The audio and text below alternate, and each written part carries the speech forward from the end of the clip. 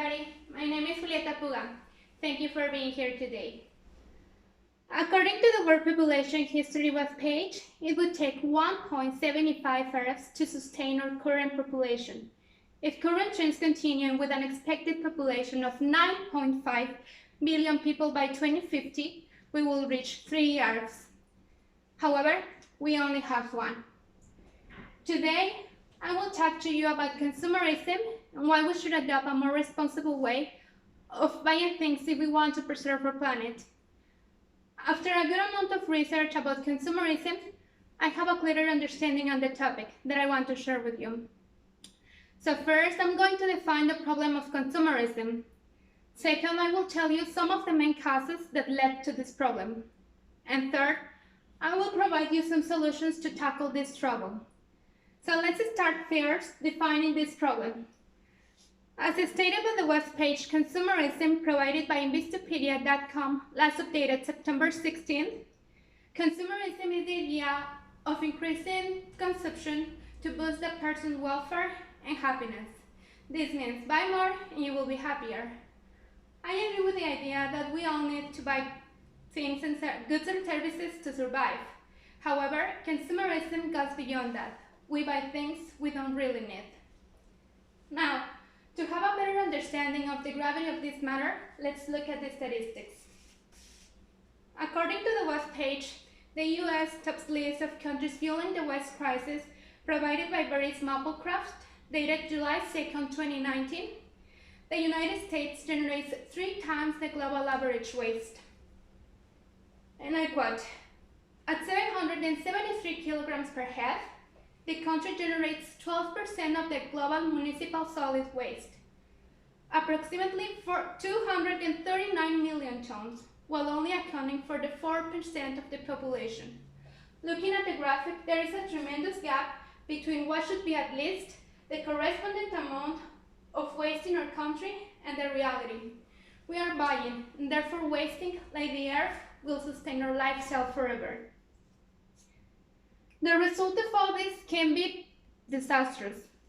Some of the consequences described in the article The Negatives of Consumerism provided by HistoryCrunch.com are the following. It causes more pollution. It is a major contributor to resource depletion. It leads companies to develop low-quality products. It promotes poor labor standards and pay for workers. And it does not necessarily lead to increased happiness beyond a certain point. Now, having understood the big impact consumerism has, now let's analyze some of the causes that led to this problem. The causes can vary from person to person. An explanation for this uncontrolled purchasing settles on our minds. In the webpage titled The Deep Roots of Materialism provided by Psychology Today, last updated September 3rd, 2019, and I quote, wiring to the brain is the need to be accepted, to be valued. There is a pressure in today's society to be seen as successful, and someone who has luxury goods can be seen this way. But there is a misconception that the wealthier you are, the happier you will be. Our misunderstanding of happiness leads us to believe that we need to buy goods and services so our lives will have meaning. Another cause of consumerism is because it is a way to channel anxieties. In the article titled Shopping Doesn't Make Us Happy, provided by Greenpeace, dated May 8, 2017, and I quote, shopping is a way to kill time, relieve stress, and avoid boredom. But the cheap thrill of buying something new dies away pretty fast. Believe me, buying things is not the solution to our problems. Besides the person in our motives, marketing has had a great influence in telling people to buy more and more. As stated by the webpage titled How Can We Resist from Rampant Consumerism, provided by Greenpeace 2, dated November 22nd, 2019, and I quote, current marketing tactics have become hyper-targeted. And it's as if the internet is predicting what you want before you knew you wanted it.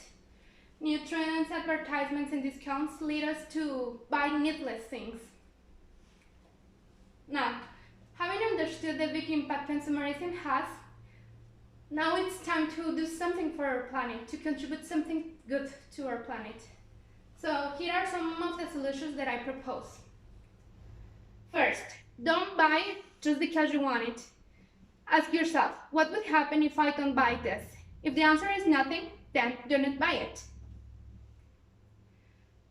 Buy only the necessary food for the week. Don't purchase because of promotions or to have a reserve in your home. Only the necessary. Use your clothes for the most time possible. 1 or 2 years can be really helpful. Also, when buying clothing, instead of choosing fast fashion clothes, opt for a more eco-friendly option, which can be at a second-hand store. Don't purchase another electronic device if the one you already have still works. Make the most of the current one. Take with you your own bags at the supermarket instead of accepting plastic bags. And finally, instead of buying water bottles, opt for a water filter. In general, try to reduce your consumption of products. Whether you decide to consume less makeup, less furniture, less electronics, etc., every small action counts and will help to reduce your amount of waste. Little by little, by adopting one or more of these suggestions, we can contribute something great to our planet, and we can even reverse some of the damage we have caused in it. In conclusion, consumerism is a big problem in our country. The causes can be personal, social, or because of the marketing. However, now we are aware of it, and hopefully, you now feel more encouraged to do something about it. Because this matter is serious, so if we want to stop consumerism and its consequences, we should start buying responsibly. As Sidney Smith once said, it is the greatest of all mistakes to do nothing because you can only do little. Do what you can. Thank you.